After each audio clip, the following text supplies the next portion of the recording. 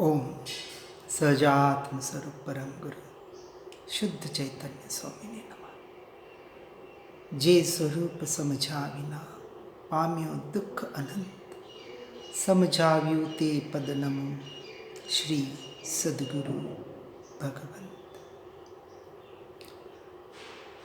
गाथा 126 को हम देख रहे थे।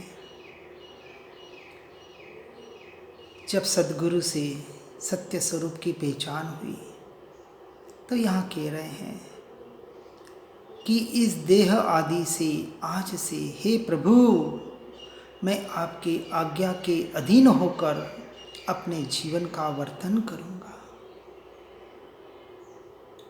क्या हम कर रहे हैं? गहराई से विचार करें। हम संसार में कितने हैं और अपनी आत्मरमणता का पुरुषार्थ कितना कर रहे हैं? बाहर पर द्रव्य, पर भावों में, पर समय में कितना भटक रहे हैं और स्व समय में आने का कितना प्रयास कर रहे हैं? यदि कर रहे हैं तो हम सद्गुरु की आज्ञा का पालन कर रहे हैं, जो उनका सच्चा विनय है। और यदि नहीं कर रहे हैं तो हम सद्गुरु के जबान पर पांव रखकर चल रहे हैं, उनकी अवज्ञा कर रहे हैं।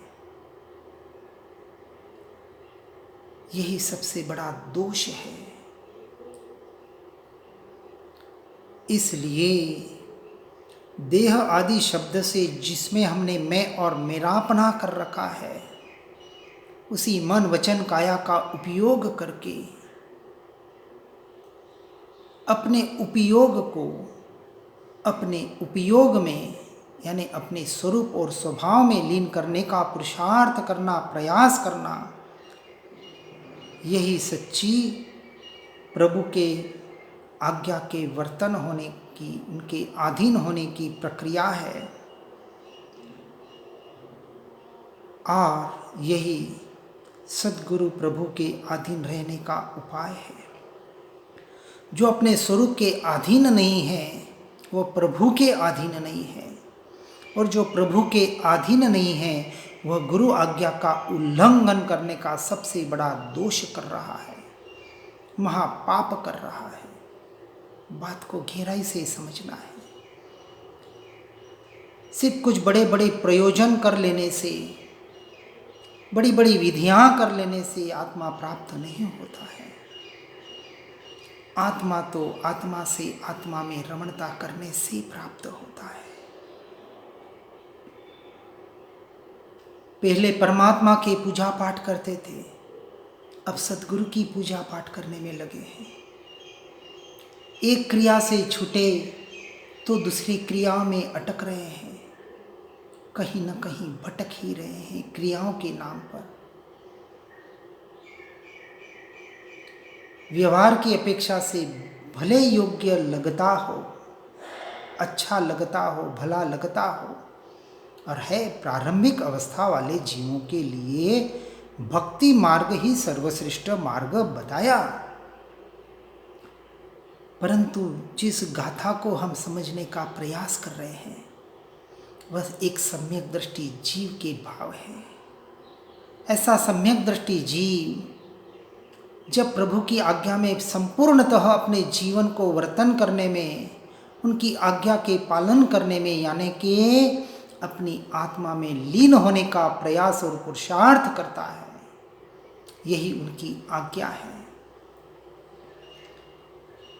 जिस गोविंद को उस गुरु ने बताया, अब उस गुरु को भी भूल गया, उस परमात्मा को भी भूल गया। किसके लक्ष्य से? अपने आत्मरमणता के लक्ष्य से। और इसी का नाम परम विनय है।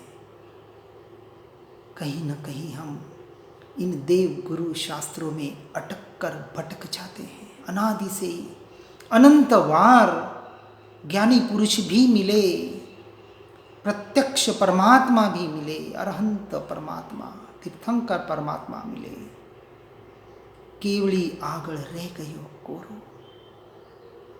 क्योंकि उनकी महिमा आई, उनके गुणों की महिमा आई, सब कुछ आया, लेकिन स्वयं की महिमा नहीं कर पाए, इससे बड़ा महादोष और कोई नहीं है।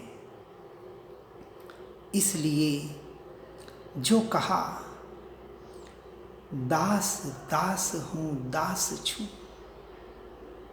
मैं दासानुदास हूं किसका, तेह प्रभु नो दीन। अब हमने तेह की जगह आप लगा दिया, अर्थ ही बदल दिया।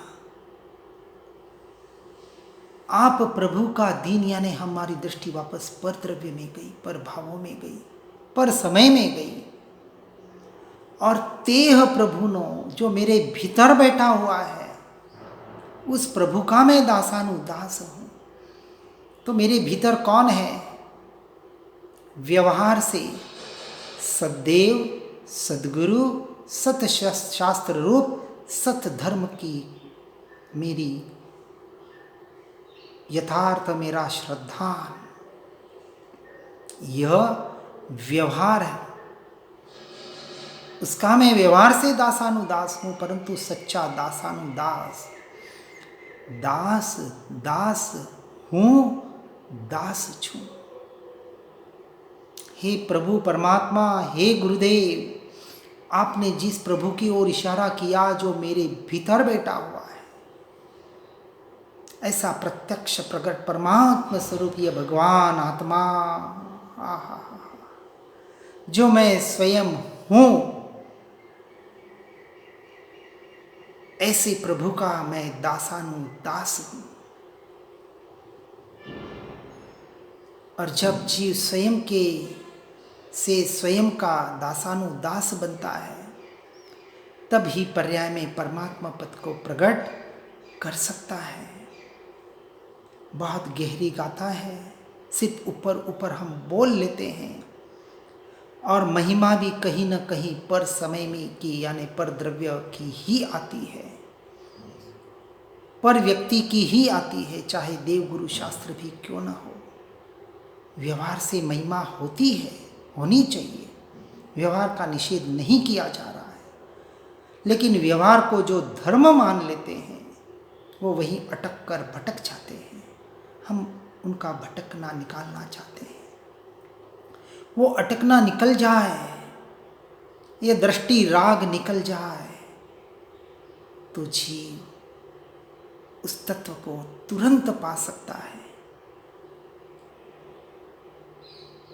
पल में प्रगटे मुख आकल से, एक पल में वो प्रभु प्रकट हो सकता है, जो प्रकट ही है, उसकी महिमा नहीं की, स्वरूप की महिमा, स्वयं के स्वभाव की महिमा नहीं आई। और जिसे स्वयं की महिमा नहीं आती है, जिसे सिर्फ पर और पर की महिमा है, वो दूसरों को भी पर की ही महिमा करवाता है, और कहीं ना कहीं खुद भी अटका हुआ दूसरों को अटका देता है। किसी पर आक्षेप लगाने का हम प्रयास नहीं कर रहे हैं, हम उस सत्य बात को बताने का प्रयास कर रहे हैं जहाँ जीव आज दिन तक अटकता रहा है। इस भव में नहीं, अनंत काल से अटका है, अनंत बार ज्ञानी पुरुष मिल गए, फिर भी अटका रहा और भटक रहा है। मेरु शिखर जितने ओगे पात्रे, या पिछी कमंडलू भर जा, इतनी बार दीक्षाएं ले ली, फिर भी क्यों भटकना हो रहा है। यही बात ये बताती है। मैं उस प्रभु का दासानुदास हूं, जो प्रभु मेरे भीतर में बैठा हुआ है, जो मैं स्वयं हूं। ऐसी अपूर्व महिमा लाने का प्रयास और पुरुषार्थ हमें करना ही पड़ेगा, इसके बगैर छुटकारा नहीं है। बात गहराई से समझनी है। दास दास मैं दास हूं, उस प्रभु का तेह प्रभु होती, जो मेरे भीतर बैठा है, जो मैं स्वयं हूं। इस तरह से और इसी पर आधारित आगे की गाथा 127 स्पष्ट कर रही है इसी बात को। षट स्थानक समझाविने, भिन्न बताव्यो आ म्यान थकी तरवारवत हे उपकार अमां। सच्चा उपकार अब हुआ कि आपने 6 स्थानक समझाकर मोक्ष का उपाय यथार्थ समझाया, जो आज दिन तक मेरे समझ में नहीं आ रहा था। इसलिए हे सद्गुरुदेव, 6 स्थानों को समझाकर जिस तरह कोई म्यान से तलवार को अलग निकाल कर बताता है, उसी तरह हे सद्गुरु, आपने इस देह आदि से, यानी इस पुद्गल के कर्म के परिणमन से, इन परद्रव्य पर भावों से भिन्न ऐसे आत्मा को स्पष्ट भिन्न दिखलाया है, बताया है, दिशा निर्देश किया है। और इसलिए आपने मेरा असीम उपकार किया है। क्या कहा? उपकार कौन सा? मात्र आपने बता दिया यह उपकार नहीं है। आगे इस बात में बताएंगे, बात को समझना। 6 स्थान बताकर यह बताया कि स्व समय क्या है और पर समय क्या है।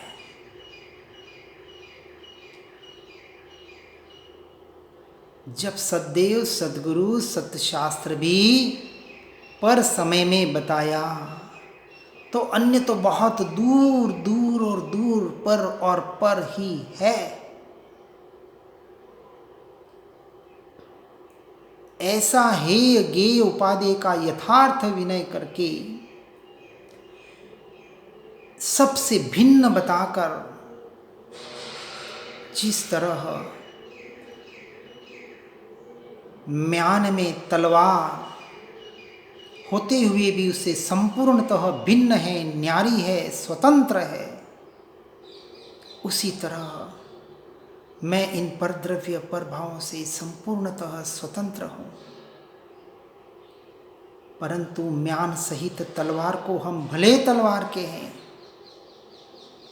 परंतु सच्ची तलवार तो जब उस म्यान से अलग होती है, बाहर निकलती है और उपयोग में आती है, वही तलवार अपना काम करती है।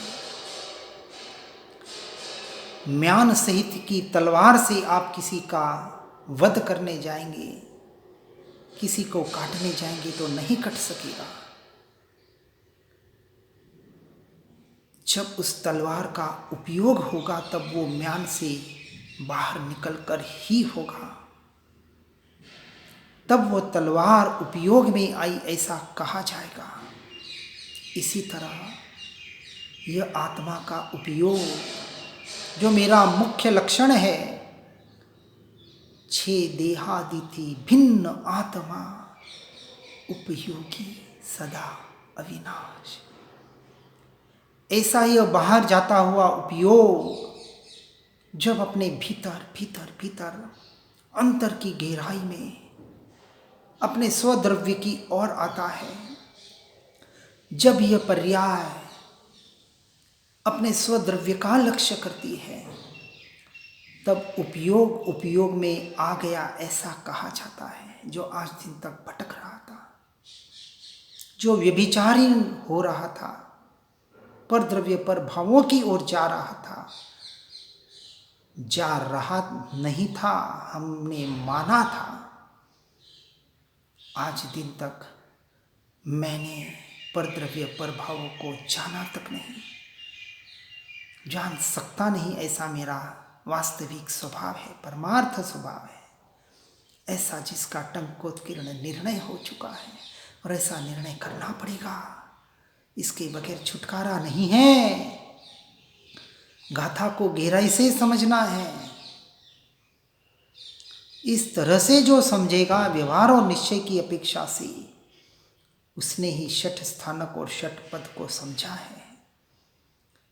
जब तक यह संपूर्णतः टंकोत्कीर्ण भेद ज्ञान भिन्नता प्रतिभासित नहीं होती है, स्व समय और पर समय की, स्वद्रव्य और पर द्रव्य की, जब सारे के सारे द्रव्य मुझ आत्मा के अलावा 6 के 6 द्रव्य जब तक अजीव तत्व में नहीं चले जाते हैं, तब तक अपनी आत्मा की अनुभूति नहीं हो सकती, सम्यक दर्शन प्रकट नहीं हो सकता, सच्चा श्रद्धान प्रकट नहीं हो सकता।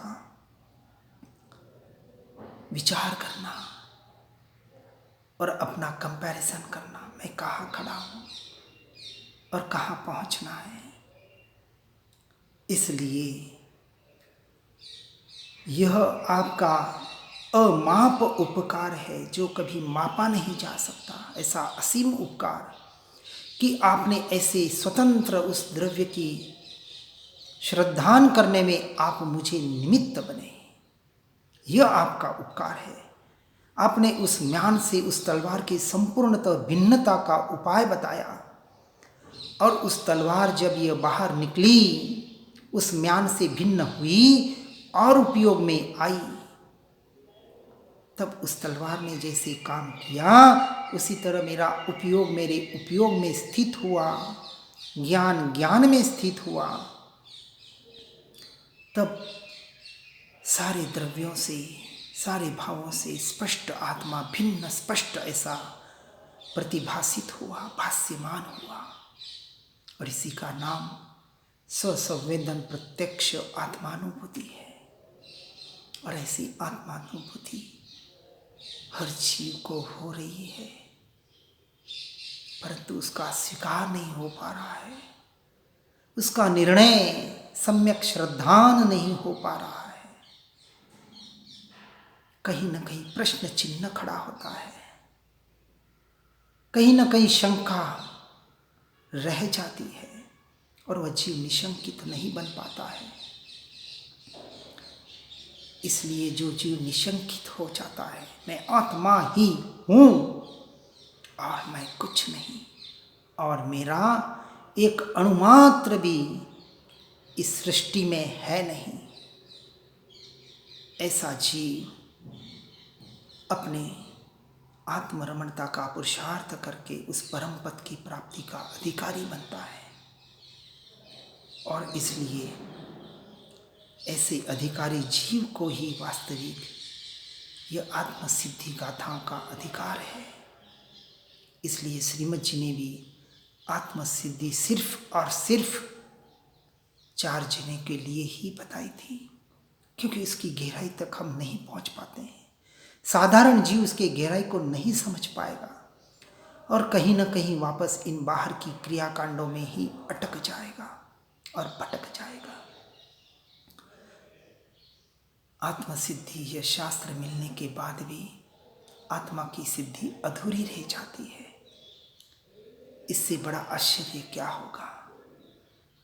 जहाँ मत संप्रदायवाद से हटने की बात होती है, हम अपना एक नया मत और एक संप्रदाय, एक मान्यता, एक क्रिया खड़ी कर देते हैं और स्व आत्मा को भूल जाते हैं। जो सच्चा पुरुषार्थी जीव है, जिसकी काललब्धि पक चुकी है, वह इन सारे क्रियाकलापों से, सारे क्रियाकांडों से, सारे संप्रदाय मत परंपरा के से छूटकर एकमात्र आत्मरमणता का प्रयास करने के लिए सर्व संग परित्याग करके एकांत में जाके अपने आत्मा का निर्णय करने का पुरुषार्थ, और निर्णय होने के बाद उसमें लीनता का पुरुषार्थ, यही एकमात्र पुरुषार्थ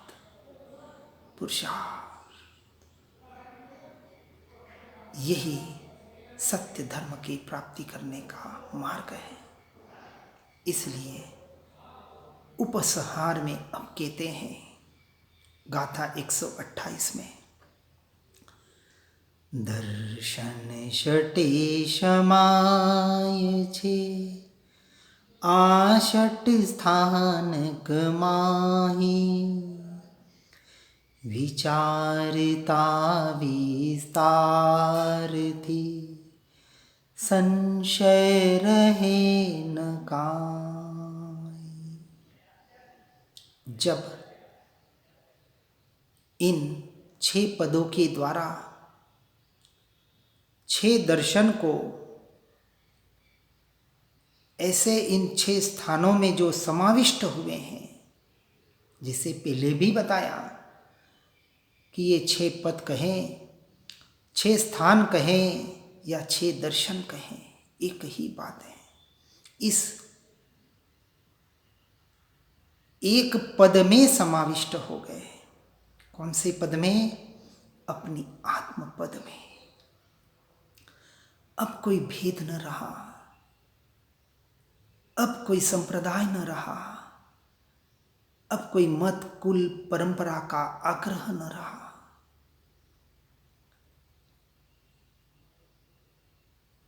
बाहर से सब कुछ भूल जाता है। व्यवहार से एकमात्र मैं मनुष्य हूं, इतना ही याद रहता है। और निश्चय से तो मैं मात्र आत्मा ही हूं, उसको ही याद करते करते उसमें रमणता करता है। जब व्यवहार होता है तो एक मानवता के आधार पर होता है, और जब निश्चय होता है तब एकमात्र आत्मरमणता के आधार पर होता है। इसलिए इनका विशेष रूप से विस्तार से विचार करने से इसमें किसी भी प्रकार का संशय नहीं रहता।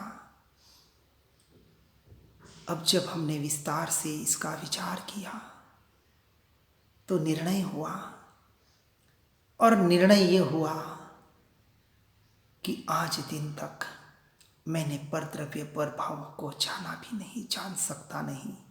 ये मेरा स्वरूप है, ये मेरा स्वभाव है। मैं हर क्षण हर समय स्वयं से स्वयं को ही जान रहा हूं। यह निशंकता आई, और वास्तविक इस निशंकता से, इस सम्यक दर्शन से सच्चे धर्म की शुरुआत हुई। अब जो भी प्रयास होगा वो अनंत काल के लिए एकमात्र अपने आत्मरमणता का ही होगा। न मैं अब कांजी स्वामी वाला हूँ, न मैं राजचंद्र जी वाला हूँ, न मैं दादा भगवान वाला हूँ, न मैं श्वेतांबर हूँ, न मैं मूर्ति पूजक हूँ, न मैं स्थानकवासी हूँ, ना मैं श्वेतांबर, ना मैं दिगंबर, ना मैं जैन, ना मैं हिंदू, ना मैं मुसलमान, ना मैं क्रिश्चियन, ना मैं ईसाई। इन सब से परे मैं एक आत्मा मात्र हूँ। बस इतना ही याद रखने जैसा है, बाकी सब कुछ भूल जाने जैसा ही है, नहीं तो भटकाने का कार्य कराएगा। धर्म किसे कहा, इसकी सच्ची परिभाषा हमें समझनी है। और जब तक ये समझ में नहीं आएगी तब तक समझना यथार्थ धर्म को अभी समझानी ही नहीं। इसलिए कहा, धर्म ना हिंदू बौद्ध है, धर्म न मुस्लिम जैन, धर्म चित्त की शुद्धता, धर्म शांति सुख चैन। अपने स्वरूप को समझकर, अपने स्वभाव को समझकर अनंत काल के लिए अपने स्वरूप में लीन होना, उसका प्रयास और पुरुषार्थ करना, एन केन प्रकारेण, किसी भी प्रकार से, किसी भी मार्ग से। मार्ग कौन सा भी हो उसका महत्व नहीं है, आपका ध्येय क्या है। ध्यान का ध्येय, श्रद्धे का श्रद्धेय, जिस श्रद्धान का श्रद्धेय ऐसा विषय, ज्ञान का ज्ञेय, जब तक यह चैतन्य स्वभावी भगवान आत्मा नहीं बनेगा, ये अभेद अखंड एक रूप घनपिंड त्रिकाली ध्रुव चैतन्य स्वभावी भगवान आत्मा जो मैं हूं, वो नहीं होगा, तब तक समझना कहीं ना कहीं अधूरापन है। सभी अधूरेपन से छूटकर एकमात्र अपने स्वरूप रमणता का ही प्रयास करें। इसी मार्ग पर, सच्चे मोक्ष मार्ग पर, मुक्ति के मार्ग पर आगे बढ़ने का प्रयास करें। सारे आग्रहों से रहित होकर यदि अपने स्वरूप का, अपने स्वभाव का ही अवलंबन लेगा, ऐसा जीव निरावलंबन बन जाएगा। अब किसी भी आलंबन की, किसी भी सूत्र यंत्र मंत्र तंत्र की उसे जरूरत ना रहेगी। कोई भी ग्रह उसे नड़ नहीं सकते, बाधा नहीं कर सकते। ऐसा जीव जीते जी मुक्त हो जाता है। और फिर ज्ञानी पुरुष कहते हैं, अब हम अमर भये ना मरेंगे।